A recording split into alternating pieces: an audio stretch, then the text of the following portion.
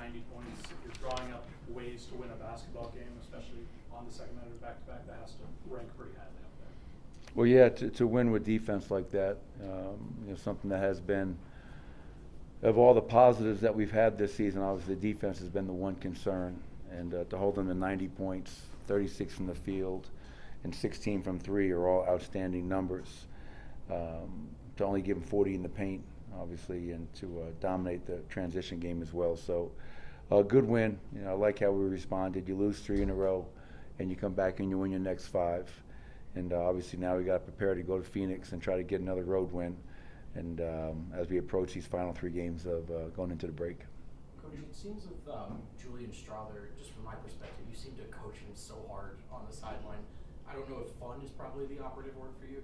Is there something more to sink your teeth into as a coach with these younger guys who are still malleable and coachable? Well, my biggest thing with Julian tonight was just trying to lift his spirits. I felt he was just being overly hard on himself, and allowing his lack of shot making, 1 of 8 from the field, 0 of 4 from 3, and you could just see his body language was just like, and I don't want to see that. He's got to have a next play mentality because he's competing. He's trying on the defensive end. He's battling, and I just hate to see a young player like that get down on himself. So I was just trying to just say it to him again and there, do me a favor, take a deep breath. The sun's going to come up tomorrow. We need you, and just don't. I thought one time he turned down a look. He turned the corner, didn't even look at the rim. That's not Julian. So, yes, the young players are malleable, which is great word usage by you. And so sometimes it requires getting on guys, but also sometimes it requires giving a guy some love and hug him and uplift him and let him know that it's going to be okay. And that's how I felt about Julian tonight. He's not a point guard. He's a combo guard. And, Orlando is one of the better defensive teams in the league. And so he went out there and did some good things for us. He struggled to make shots, but that's not all we judge players on, is making and missing shots. So Julian's going to be better, and I'm going to help him get there. The defense, you mentioned Wagner 90, but the one-on-one defense, I like Christian did on Wagner and Aaron on Paulo, I thought that was man up, really good defense. Well, it's funny, tonight, we gave the award to CB because Franz Wagner's been playing at a really high level. And I thought CB took that challenge head on. But to your point, I thought Aaron starting on Paolo and then Zeke off the bench. Think about what Zeke's done. Miles Bridges, Zion, and Paolo. And he's done a hell of a job. I am just so impressed with the job that Zeke is doing right now and happy for him. He's taken full advantage of this opportunity. And Zeke Najee's playing at a high level for us. So it could have gone to any one of those 3, and CB got it. But I agree. We had some tremendous one-on-one possessions, and not just a one-on-one, Scott.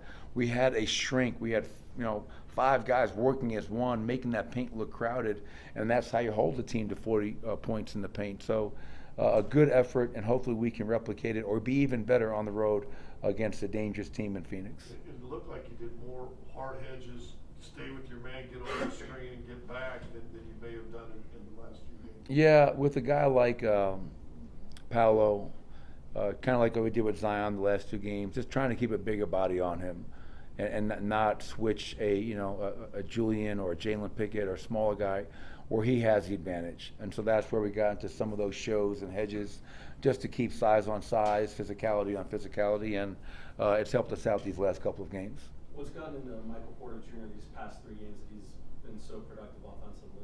Well, I think, one, give Michael credit because he's playing at a high level. Just the efficient 11 of 16 from the field, 5 of 8 from 3, committing to his shot. And then I think the other part of it is his teammates are all looking for him.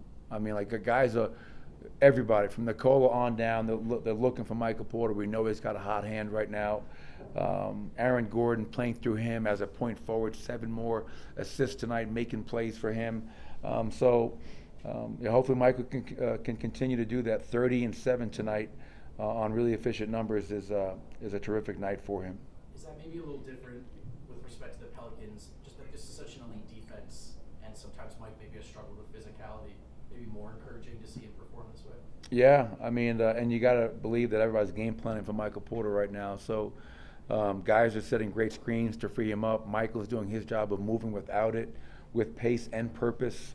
And if we can continue to do that, once again, offensively, we're putting ourselves in a great place. And if you can get that defense to be that much more consistent like it was tonight, like it was in the second half last night, now you're talking about a really dangerous team. Do you hope to have Jamal on Saturday against Phoenix? I hope for a lot of things. About Jamal?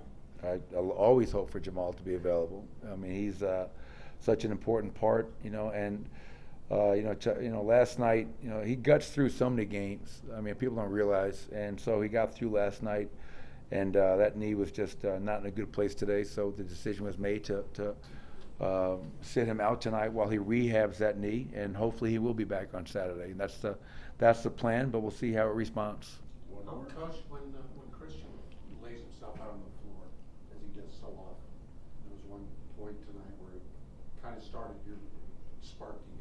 How important is that to the energy of this team to see him laying out like he does? Oh, it's really important. We're not going to win many beauty pageants. You know what I mean? Like we have to be a team that does all the dirty work and gets on the floor, be the first to the floor, and come up with those loose balls. And that ignites that fast break. I mean, we're the best running team in the league, 50-plus games into the season. We dominate the paint. We're the number one paint scoring team in the league. And CB has a lot to do with both of those. He ignites that break. He attacks the rim with this reckless abandon. He's not afraid of anybody down there. I think CB's intangibles, are what set him apart.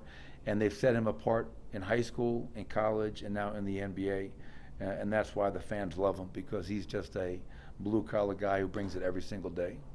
Thank you, Coach.